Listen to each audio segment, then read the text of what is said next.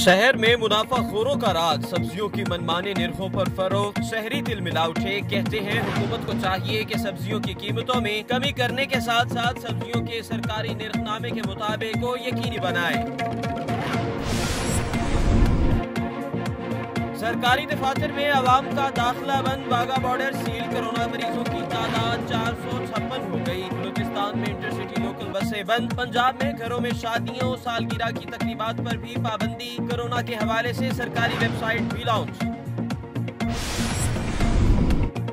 Italy में corona से हलाकतें चीन से भी ज्यादा हो गई। मजीद 427 अमवात, हलाकतों की तादाद 3405 हो गई। 40,000 से ज्यादा शहरियों में कोरोना की तस्दीक। चीन में हलाकतों की तादाद 3248 हो गई।